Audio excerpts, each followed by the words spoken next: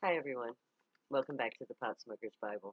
My name is Zion. I'm the author of the Pot Smoker's Bible, which contains the prophetic book of Zion, where I get my name. It also gives my people their identity, nationality, heritage, and calling. Now, today, we're talking the first part of the 16th chapter of the Pot Smoker's Bible, which is the 13th chapter of the book of Zion. It's called Woe Unto Them. And it goes like this. This chapter is about the people and the government and the society that they have created. Now, the Christian doctrine of the Jesus Christ as a scapegoat that allows sinners to be forgiven without suffering the consequences of their actions has created a society that is in effect heartless. The governments are pure evil. This society is heartless. Our government from the beginning, and I'm talking about the United States, has been based on a secret society that has taken sin to a whole new level. They are elitists who enslave the rest of us. Then they blame their evil deeds on the Zionites, who they fear above all else. The United States of America is the creator of the war on drugs. It's responsible for the society that we live in. Due to the combined beliefs of the Christians and the elites that appear Christian, our world is undergoing a mass extinction event. Our world has been strip mined and polluted to the extent that we have changed the actual climate. Now, the Christians are responsible. They created the elite that rule this society. But their false God, Jesus Christ, can't save them. You see, he died 2014 years ago. And like it or not, in the real world, everyone actually has to pay for their wrongdoings. Now, the gray, the true gods of Earth and of the human race, are very angry with the elite and the Christians. They will be held accountable for every species that they have killed.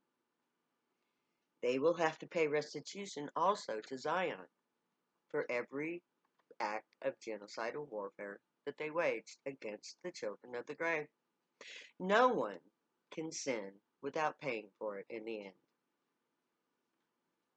The Christians and the elite will suffer for all of their sins. My people will be safe in the mountains on the high ground. So the society that hates us will be on the low ground when the waters rise. Now, the world is not going to be flooded like it was with Noah, but the waters are rising. Those on the sea coast are going to be refugees if they aren't already, and they will have nowhere to go. Now, the middle ground will become a hellhole, overcrowded, undersupplied. Those who created global warming are going to be the ones suffering from global warming. The foolish people who created this society have followed the elite down a path of pure ego. The governments of Earth have known since the 1940s that the grays, our true gods, are here, and that the gray had offered to advance our society to their level, but only if the elite gave up their power and their money. So, instead of recreating society and making everyone equal, the governments decided to keep their power and their money. But in order to do that, they had to keep my people from becoming a problem. Our telepathy makes us truly powerful. We can make contact with the gray and create a just society, the ones the gray offered to humanity 70 years ago. Our society can't be sustained as it is. The elite and the Christians that sponsored them have somehow convinced themselves that the earth is theirs to exploit. They don't care that they have destroyed their children's world. They go on using and destroying every resource on the planet as if the earth will provide forever. Or perhaps all they really care about is their own lifespan. This society is doomed. Now, 70 years or so after the arrival of the Grey, all of the problems that the Grey warned the governments about are happening. Things will continue to get worse, but the people of Zion and Israel will be safe. The rest of the population will suffer. The sea will rise about 25 feet, if not more. So the landmass above sea level is going to shrink dramatically. This did not have to happen, people. 70 years ago, the human race got screwed by the elite, by the governments, by the Christians. So, while my people are safe and sound in Zion and in other mountain countries, the rest of society will not be so lucky. The Grey will not save them. Humans have proven themselves to be cruel and self-centered. They believe lies and don't bother to consider what they are doing to the world that they live on. So the Grey will only provide for the good people who chose to believe in them. The governments chose to retain their power and control, but to keep it, they had to suppress all knowledge of the Grey. The UFO phenomena had to be treated as if it weren't real. All proof of alien contact had to be eliminated, subverted, ridiculed. So the government created the Men in Black. So as long as the Grey have no human contact, the the elite will remain in control through fear, power, and wealth. But the Grey outsmarted them. They used the greed and the power hunger of the humans against themselves. They inspired the prohibition of drugs and let the elite create the Grey's children for them. The ego trip and the wealth acquired by the theft through the laws against drug use was irresistible to the elite. They just so the elite they just fell into the trap. They just fell into the trap set by the Grey.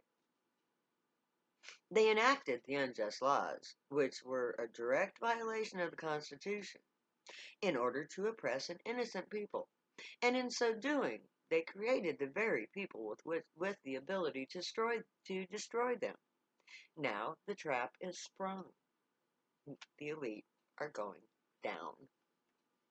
The Grey have been patiently waiting for events to play out. Global warming will set things right. The people who created it will suffer as a result. The cruel treatment of the poor and the needy by the elite, along with the injustice of the war on drugs, will set the stage for a revolution. That is what the Grey is waiting for. You see, this is our world. The Grey have no intention of ruling over us. We must do our own work. We must take the stand against society ourselves. We, the poor, the needy, the oppressed, we must say enough is enough. We must use the knowledge and the truer power given to us by the Grey to free ourselves. The prophecy promises us that they, the Grey, will come when we gather to our tents and call upon them. They will come to our aid. They will be the judge between the governments and drug users. They will also see to it that we are given what they awarded us at trial. They will protect us from our enemies, so that as we go to our new home. If you're wondering if you're one of the elite or one of the good, ask yourself, do I have money in the bank when I deposit my paycheck? If you always do, you might be an elitist. Do you look down on all people who have less than you do? You might be an elitist.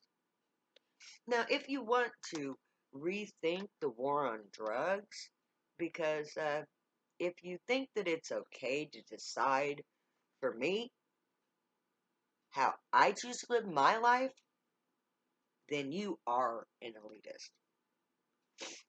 Once the Grey arrive, everyone will have to choose a side. The Grey will save all those who are Zionite. They will save the Israelites. They will save the poor and the needy. They will save all who call upon them as Grey or as the God of Abraham. But everyone who chooses the Grey will have to follow the Grey way. Everyone else is on their own. When the Grey come, the people of earth will have to choose between the Grey way or the human way.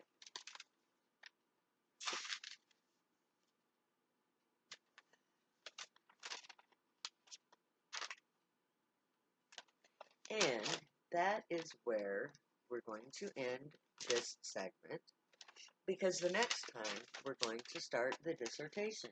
And it begins with Amos 5, 7 to 15. So, until next time, my friends, may the Grey bless you, watch over you, guide you, protect you in all things. May your thoughts, words, and deeds be good and generate light. May you stay happy and high. I'll say later now, 'cause I'll never say goodbye.